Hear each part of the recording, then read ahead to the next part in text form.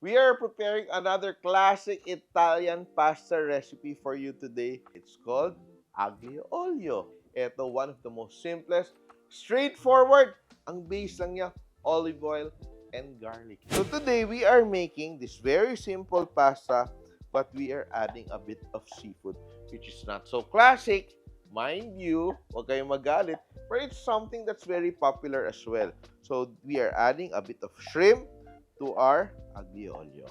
I'm just slicing my garlic, very important to add a lot of garlic, and the most important thing, the best pasta you can get your hands on, and I'm using Barilla pasta, which has been a leader for over 100 years. Imagine, master na master sila gumawa ng pasta, and this is from Italy, and I got mine from Santis. I'm using spaghettoni today and waiting for my water to boil.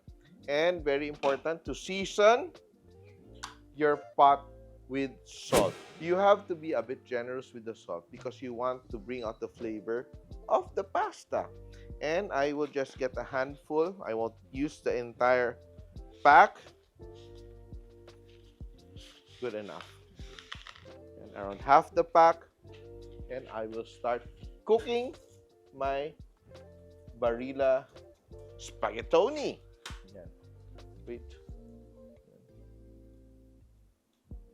Remember, you don't have to add oil to your pasta. And this is the way you determine if you have good quality pasta. It does not break easily. Look at the color. Ganda ng kulay, di ba? And it's yellowish. No, because it uses a lot of eggs, really fresh eggs. And, di ba? No. You can't break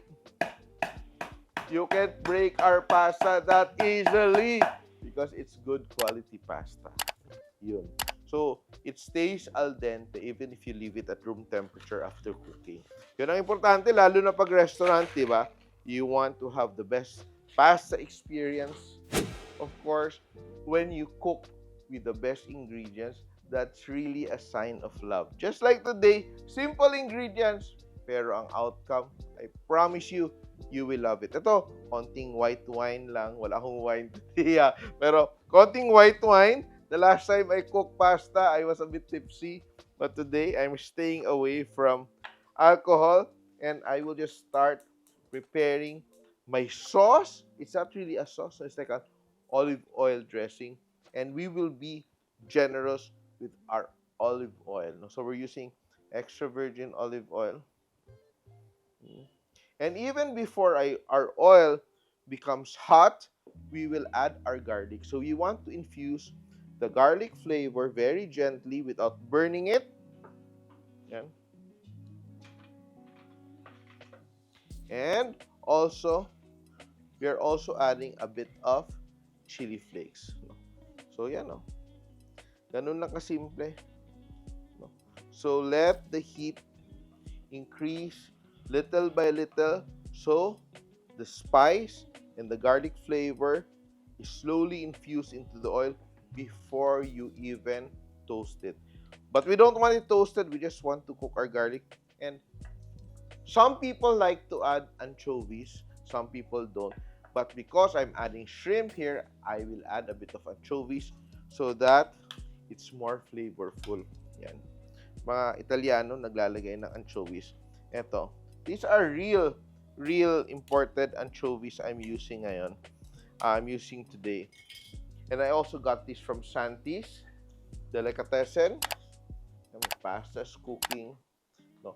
So, the sauce is very easy to do. So, don't start it too early. No? So, tama lang yung timing natin. And now, I will just add perhaps a piece or two of our anchovies. Give it a nice flavor. Yan. Yan lang. Little bit. And I will just crush my anchovies. I want to crush my anchovies. So it's infused, but our aglio olio doesn't become too fishy, no? We don't want it to be too fishy, kaya we're just adding a little bit, no?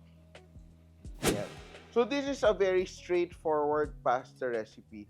If you keep it as simple as just olive oil, garlic, chili flakes, and perhaps a bit of cheese, pwede na siya as a side dish to a main. Like you will add a bit of like, you will serve it with like a roast chicken or some fish or steak. Ganun lang siya.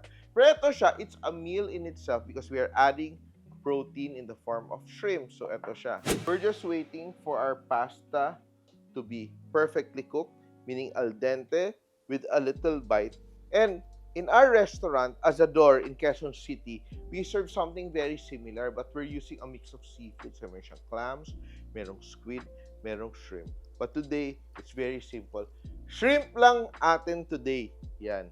So, sometimes we add a bit of cheese, but sometimes people don't like cheese with their seafood. Okay, we're adding the anchovies for that, umami. And so, in a minute, our pasta will be done, but we will not only be using the pasta, we will also be using a bit of that starchy water. So if you make pastas with very light sauces or dressings just like this, maganda yung maliliit na pasta na spaghetti, angel hair, diba? Or perhaps a linguine. But if you're making sauces na very thick, very creamy, you can use the bigger or larger size pastas make like a creamy sauce, diba? The tomato sauce, you can sa penne, rigatone, diba? Or whatever. Basta ganito, light sauces perfect for thinner and more delicate pastas. I would love to use angel hair pasta for this, but today I have spaghettoni.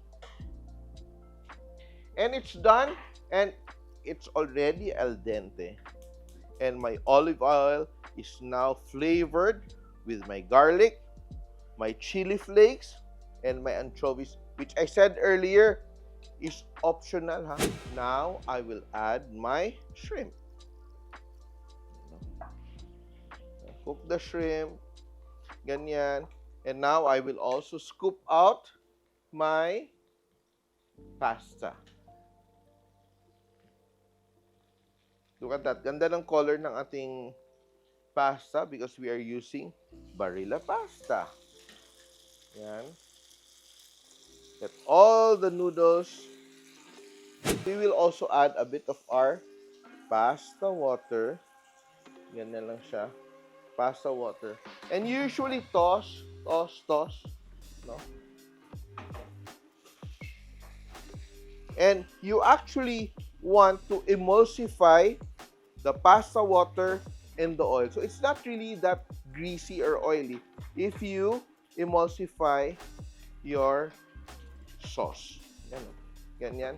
And that's done. And now I will chop my parsley, fresh parsley, flat leaf parsley, sana, but I'm using curly parsley this time. Add that there. Nice, no? And we are now ready to plate. You can also add a bit of Parmesan cheese or pecorino for a bit of, that spice. Or you can also use pecorino for this. That's so good. Look at that. Simple, straightforward, flavorful, and of course, perfect bite because we are using very good quality pasta. Yan, let's plate. And of course, don't forget to subscribe to the Chef Tatung YouTube channel. Let's cook together. Add a bit of chili flakes, a bit more parsley, and you can serve the cheese on the side. And now, I will dig in. Perfect. It's perfect.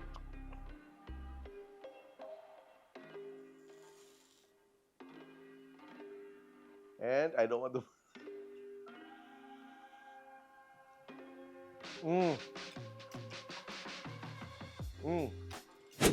You notice I did not add any salt because I used the saltiness of the anchovies. But if you don't add anchovies, you'll have to season it. And of course, you can also add cheese. But this is so good.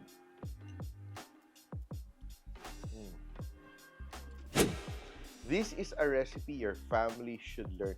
Very simple, very straightforward, but very satisfying.